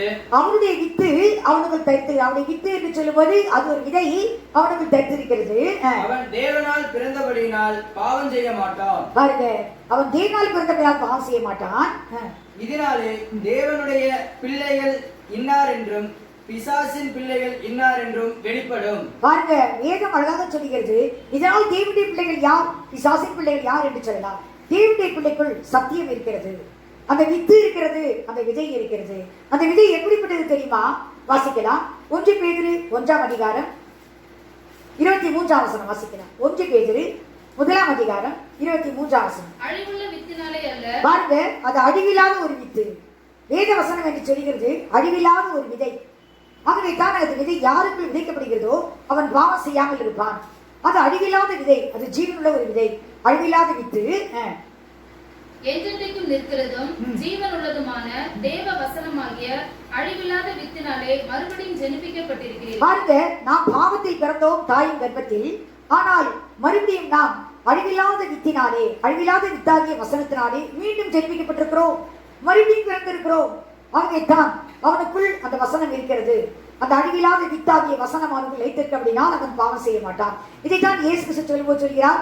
யோவான் சுவிசேஷம் 8ஆம் அதிகாரம் 32ஆம் வசனத்தில் சத்தியத்தை அறிவீர்கள், சத்தியத்தை விடுதலையாக்கும் என்று சொன்னார். ஏனென்றால் அந்த சத்தியம் தான் விடுதலையாக்க முடியும். ஏனென்றால் அந்த சத்தியத்துக்குள் ஜீவன் இருக்கிறது, அது ஆவியாயும் ஜீவனாயும் இருக்கிறது. யோவான் சுவிசேஷம் 6ஆம் அதிகாரம் 63ஆம் வசனத்திலும் கர்த்தர் சொல்கிறார், ஆவியிலே உயிர்ப்பிக்கிறது, ஆவியோ உயிர்ப்பிக்கிறது, மாம்சமானது ஒன்றுக்கும் உதவாது. ஒன்றுக்கும் உதவாது. நான் உங்களுக்கு சொல்லுகிற வசனங்கள் ஆவியாயும் ஜீவனாயும் இருக்கிறது. பாருங்க, கர்த்தர் சொல்கிறார், நான் உங்களுக்கு சொல்லுகிற வசனங்கள் ஆவியாயும் ஜீவனாயும் இருக்கிறது. அது தாங்க அழிவில்லாத வித்து. ஆகவே நாம் முதலாவது அழிவுள்ள வித்தினாலே ஜென்மிக்கப்பட்டோம். ஆகவே நமக்கு மரணம் உண்டு.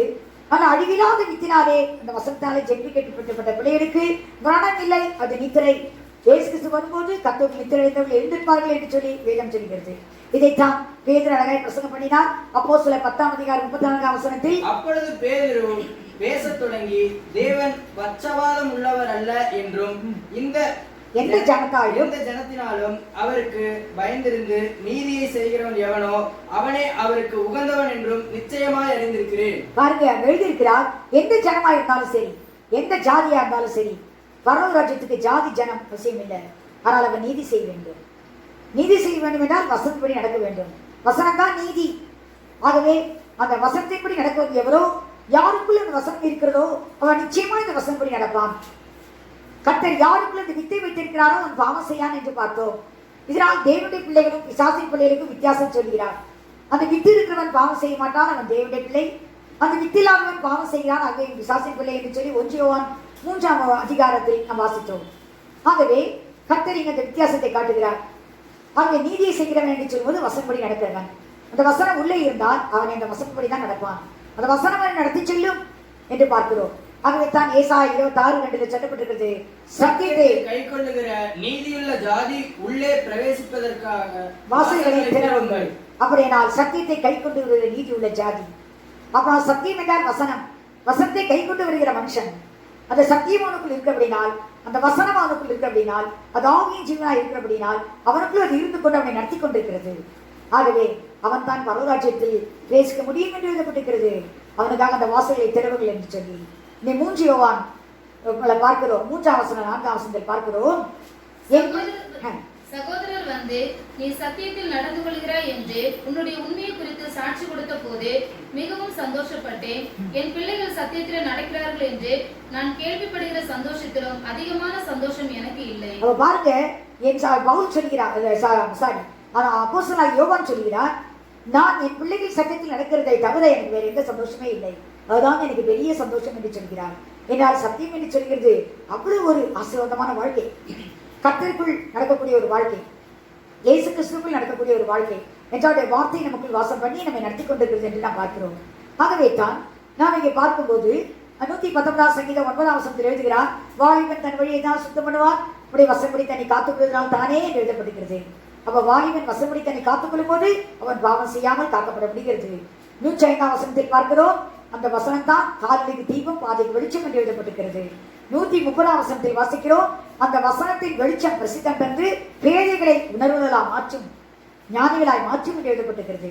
அப்போது பேதையாய் இருந்தாலும் அவனை உணர்வுள்ளவனாய் ஞானவனாய் மாற்றுகிறது அந்த கர்த்தருடைய வார்த்தை தான். ஆகவே அந்த கர்த்தருடைய வார்த்தை இவனை என்ன செய்கிறது தெரியுமா?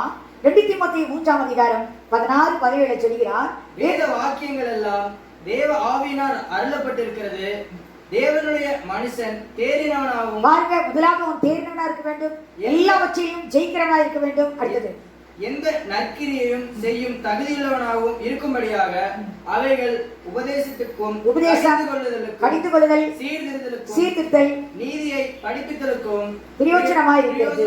இருந்தது. அப்போது முதலாவது உபதேசம். உபதேசம் என்றால் நாம் எப்படி நடக்க வேண்டும் என்று போதிக்கிறது வார்த்தை. உபதேசிக்கிறதிலும் உபதேசத்திலும்.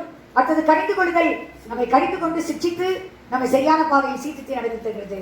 மூன்றாவது சீர்திருத்தல், நம்மிடத்தில் கரெக்ஷன் கொண்டு வருகிறது, அது சீர்திருத்தி சரியான பாதையில் நடத்துகிறது. நான்காவது காரியம், இதற்காக அது சீர்திருத்தலுக்கும் நீதியை படிப்புகிறது. பரவராஜத்துக்கு நீ ஆய்த்துப்பட முடியாது, கர்த்தருடைய வார்த்தையின்படி நமக்கு போதித்து நடத்துகிறது என்று சொல்லி நாம் பார்க்கிறோம். ஆகவே இந்த வார்த்தையை சொல்கிறது மிகவும் முக்கியமான ஒரு காரியமாக இருக்கிறது. ஆகவே தான் இயேசு கிறிஸ்து சொல்லும்போது சொல்கிறார், லூக்கா சுவிசேஷம் 12ஆம் அதிகாரம் 35-36 சொல்கிறாரு, உங்கள் அறைகள் கட்டப்படுவதாகவும் உங்கள் விளக்குகள் எரிகிறதாகவும் இருக்கும்படி. என்றால் அப்போதுதான் எஜமான் வரும்போது நாம் அவருடைய வருகையில் ஆய்க்கப்பட்டு போக முடியும். அவர்கள் அறைகள் கட்டப்பட வேண்டும். அறைகள் எதனால் கட்டப்பட வேண்டும்? சத்தியம் என்னும் கச்சையினால். நாம் நன்றாக பார்க்கிறோம், நீ பிசாசை ஜெயிக்க வேண்டுமானால் எபேசியர் 6ஆம் அதிகாரம் 14ஆம் வசனத்தில் எழுதப்பட்டிருக்கிறது. வாசிக்கலாம். சத்தியம் என்னும் கச்சையை உங்கள் அறையிலே கட்டினார்களாயும் போதும். அதை பார்க்கிறோம், சத்தியம் என்ற கச்சை நம்ம அறையில கட்டப்பட்டிருக்க வேண்டும். ஆகவே தான் இயேசு கிறிஸ்துவை இடைக்கட்சியாய் கட்டி இருந்தார் என்று பார்த்தோம் ஏசாயா 10:11. ஆகவே நாமும் இந்த சத்தியம் என்ற கச்சையை நாம் கட்டியிருக்க வேண்டும். இது கச்சையாக கட்டியிருக்க வேண்டும் என்றால் நாம் சத்தியத்தின்படி நடக்க வேண்டும் என்ற அர்த்தம். அடுத்தது எபிரேயர் 4:12 எழுதப்பட்டிருக்கிறது, அது ஆவியின் பட்டயத்தை எடுத்துக்கொள்ளுங்கள் என்று எபேசியர் 6ல பார்க்கிறோம். அதை பட்டயம் என்றும் எழுதப்பட்டிருக்கிறது எபிரேயர் 4:12 வேத வசனம். தேவனுடைய வார்த்தையானது ஜீவனும் வல்லமையும் உள்ளதாயும். பாருங்க, அது ஜீவனுள்ள பட்டயம். ஏனென்றால் கர்த்தர் சொன்னார், நான் உங்களுக்கு சொல்கிற வசனங்கள் ஆவியையும் ஜீவனாவும் இருக்கிறது என்று. அந்த ஜீவனுள்ள பட்டயம் அது இருபுறமும் கருக்குள்ள எந்த பட்டயத்திலும் கருக்கானதாயும். பாருங்க, எந்த பட்டயத்திலும் கருக்கானதாயும் ஆத்துமாவையும் ஆவியையும் இதெல்லாம் கொண்டுகிறது. ஆத்துமா, ஆவி, கணுக்கள், ஊனையும் பிரிக்கத்தக்கதாக எல்லாவற்றையும் பிரித்து வகையறுக்கிறதா இருக்கிறது.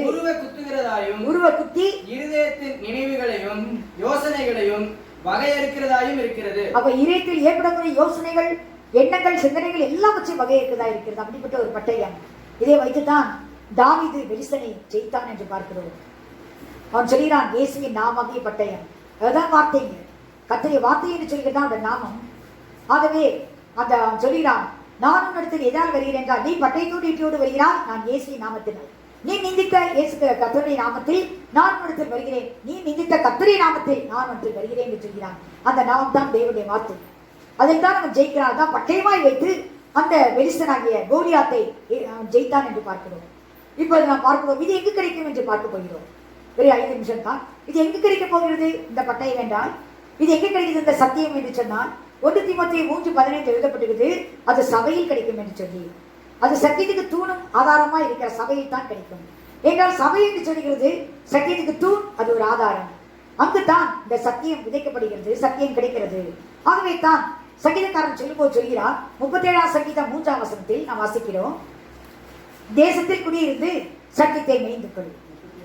பாருங்க, நம்ம சொல்லுகிறார் தேசத்தில் குடியிருந்து. அது எது தேசம்? சபையாகிய தேசம். அந்த தேசத்தில் நீ குடியிருந்தால் நீ சத்தியத்தை மேய்ந்து கொள்வாய்.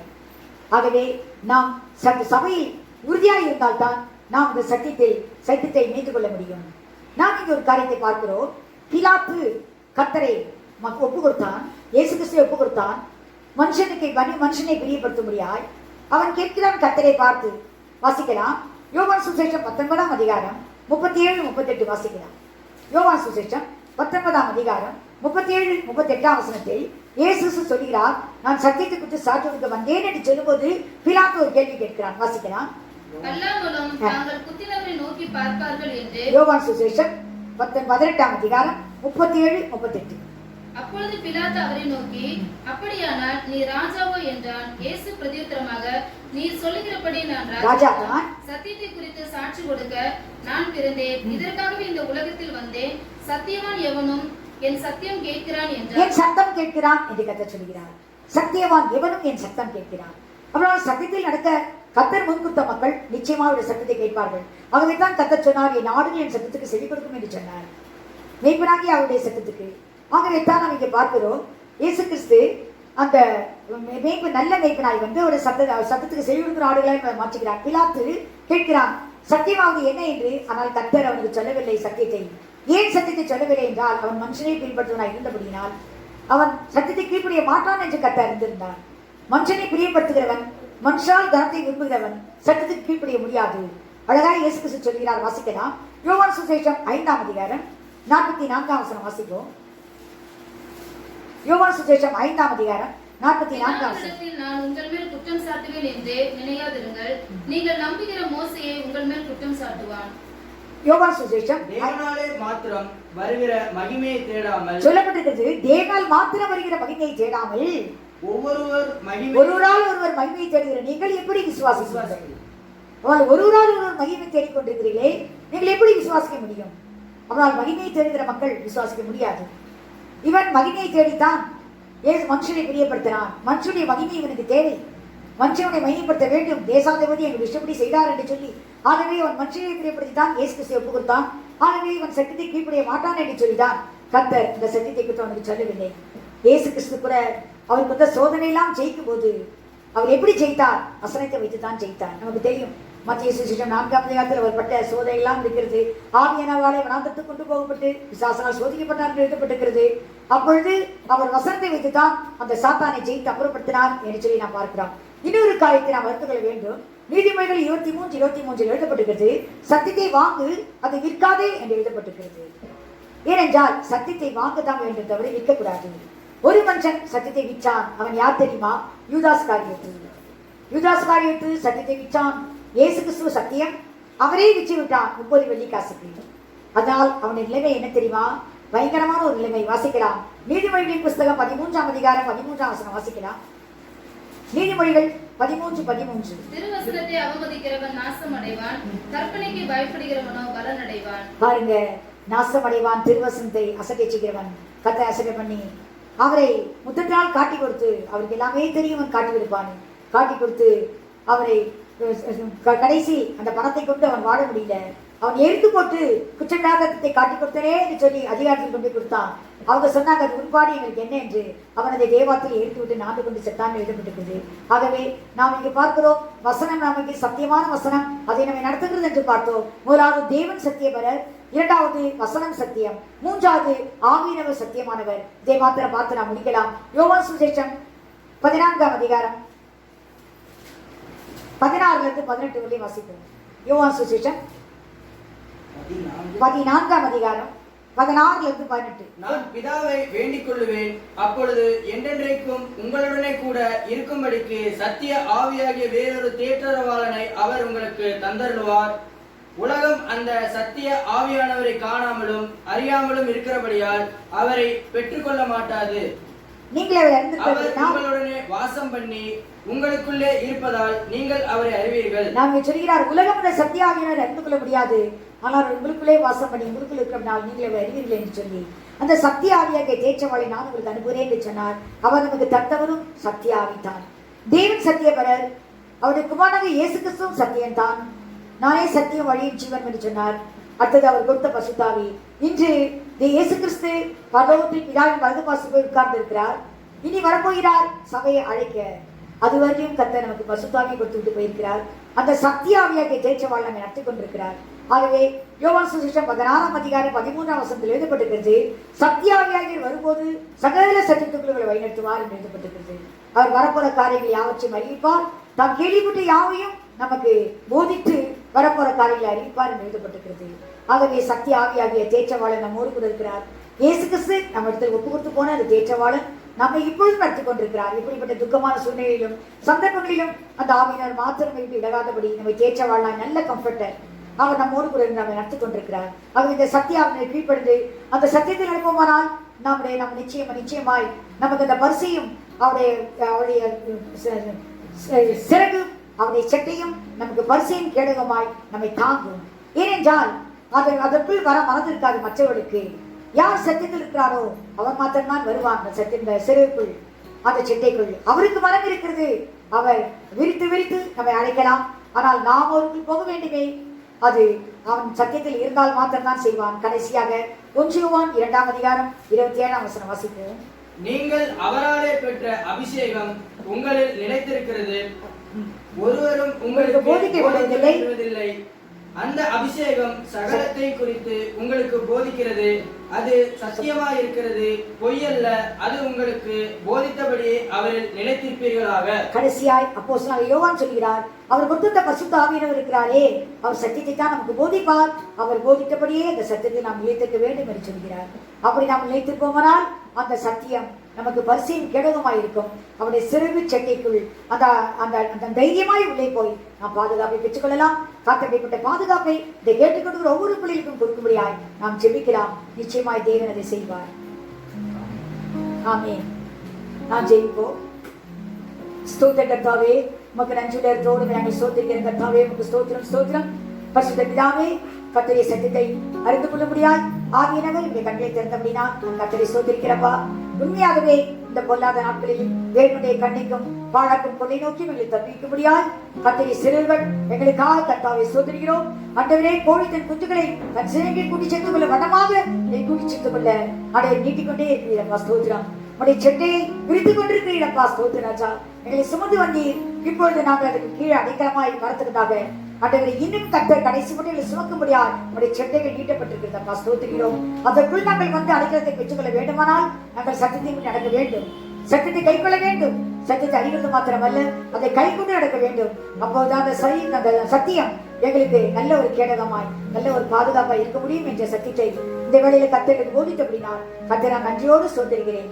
இந்த கேட்டுக்கொண்டிருக்கிற ஒவ்வொரு பிள்ளைகளையும் கர்த்தர் அப்படிப்பட்ட பாதையில் நடத்தி அவர்களுக்கு இந்த பயங்கரமான நாட்களிலே ஒரு நல்ல பாதுகாப்பை கொடுத்து கர்த்தரை வரிக்கு நீர் ஆயத்தப்படுத்தவே நாங்கள் ஜெபிக்கிறோம். கர்த்தரை வளமுள்ள காலத்தில் ஒவ்வொருவரையும் ஒப்புக் கொடுக்கிறோம். கர்த்தரை மகத்துவ நாம் மாத்திரம் மையப்பட்டும் உயர்த்தப்பட்டும் கர்த்தருக்கு மாத்திரமே துதிகரமாய் செலுத்துகிறேன். கிறிஸ்து இயேசுவின் நாமத்தில் ஜெபிக்கிறேன். ஜீவனுள்ள நல்ல பிதாவே, ஆமென்.